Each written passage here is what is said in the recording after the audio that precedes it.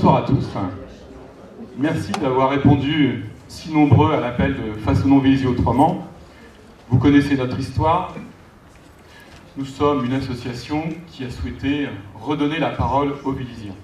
Façonnons Vélizy autrement, c'est avant tout un lieu d'écoute et de débat sur l'avenir de Vélizy. S'est tenue le 17 mai dernier au centre Maurice Ravel une réunion organisée par l'association Façonnons Vélizy autrement sur le thème de l'urbanisation de la ville de Vélizy-Villacoublay. On a pu y entendre Bruno Drevon nous parler de l'histoire de Vélizy, car oui, Vélizy a une véritable histoire. Puis Frédéric Huchelou nous a donné les clés afin de comprendre le PLU et la politique d'urbanisation de la mairie actuelle avec son lot de bétonnage. Ensuite, le grand architecte Louis Moutard nous a parlé de sa vision des villes de demain et des possibilités qu'offre l'implantation géographique de notre commune. Cette soirée a été un grand moment d'échange et comme le souligne Pascal Thévenot, Façonnons Vélizy autrement veut débattre avec les Vélizyens et les Vélizyennes afin d'élaborer un véritable projet de ville. Alors, Façonnons Vélizy autrement a souhaité vous donner la parole. Alors, le moins qu'on puisse dire, c'est que votre parole semble se libérer. Depuis plusieurs semaines, nous menons une concertation et il semble évident que vous êtes attachés à votre qualité de vie. Façonnons Vélizy autrement est aussi un lieu de débat. Nous ne souhaitons pas seulement constater ce décalage, constater ces problèmes, nous souhaitons proposer des solutions crédibles. Montrer qu'un autre visage de Vélizy est possible.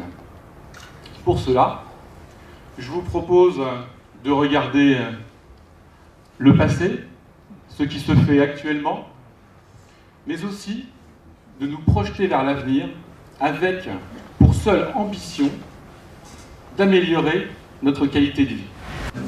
Vélizy-Villacoublay, c'est une ville que nous aimons bien, puisque nous y vivons, pour des dizaines de milliers d'automobilistes qui la traversent chaque jour en provenance de la RN 118, de la A86 ou venant à Vélizy 2, venant travailler dans les zones d'activité.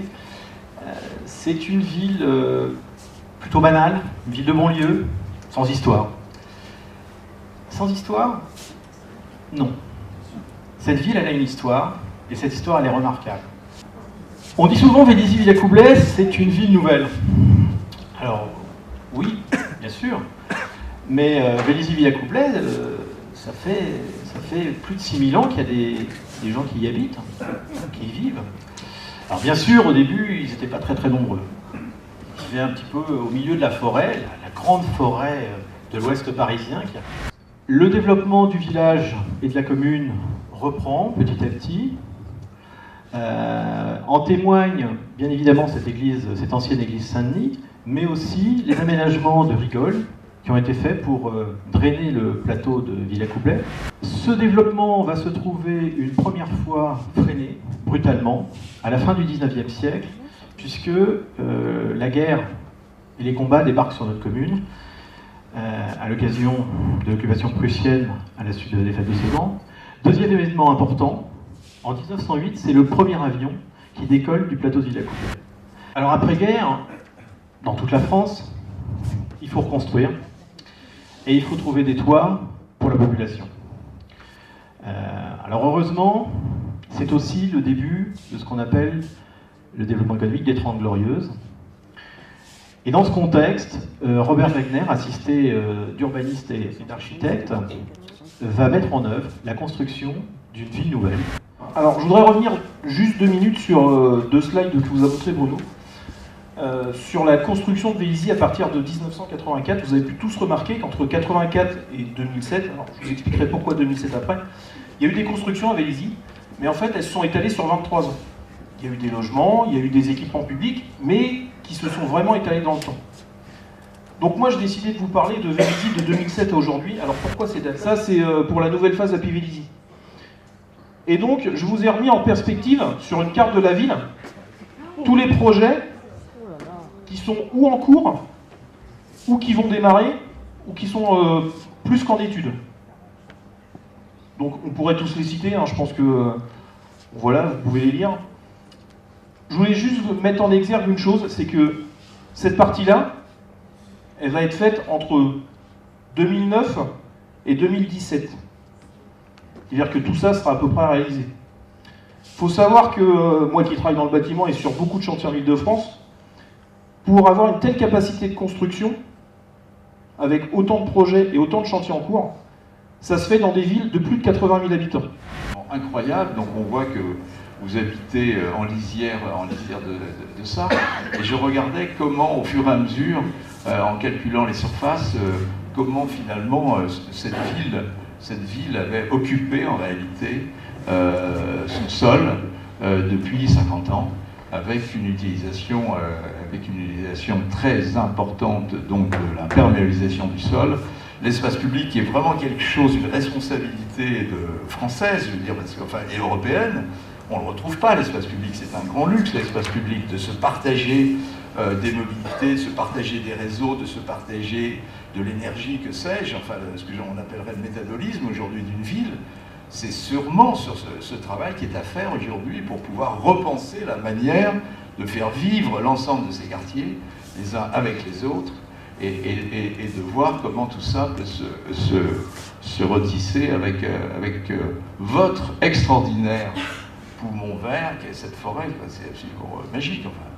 Douce, paisible, remettre du vert dans la ville et connecter en fait le quartier Mozart avec son centre de quartier, le quartier Louvois avec son centre de quartier et un centre-ville qui serait plus un centre de vie comme l'a dit Bruno tout à l'heure, parce qu'à partir du moment où quand on voit ce qui a été fait avec des circulations douces, c'est-à-dire qu'en fait un espace partagé entre l'automobiliste, le cycliste et le piéton, en fait maintenant c'est ce vers quoi on doit aller et on a un gros potentiel en fait au niveau du les gens se disent bonjour, ça c'est vraiment très important, chacun a effectivement une petite école, un petit quartier vert, etc.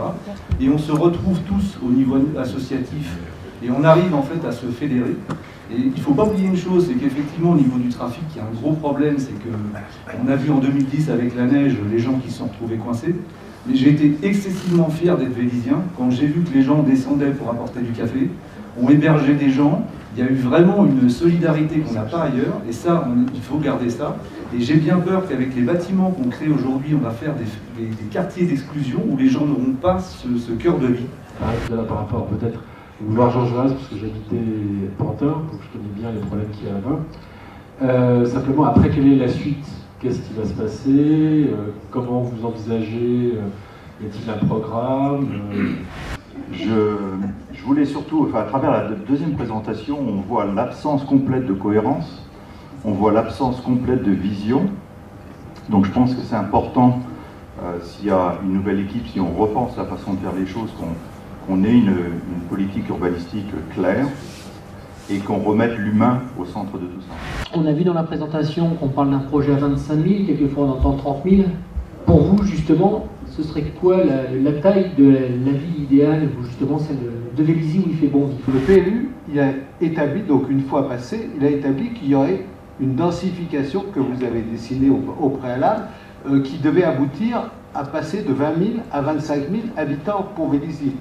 Qu'est-ce qui fait que justement vous pouvez dire on peut bloquer, on peut retirer tel projet ou etc. Enfin, c'est là où juste. Je sens pas. Alors là, je vais pas rentrer dans le PLU 2007. Moi, j'étais pas élu. Hein. Mais le PLU, c'est un outil. Donc c'est un outil qui donne des possibilités aujourd'hui. Nous, ce qu'on a demandé, non, il donne les possibilités d'y passer. Après, si vous avez des investisseurs, si personne décide de construire à Vélizy, le PLU n'oblige pas. Et nous, ce qu'on a demandé, par contre, pour maîtriser justement ce développement, c'est de revoir le PLU. Et donc le but, c'est vraiment proposer un projet de vie, un projet de ville qui sera dans cet état d'esprit.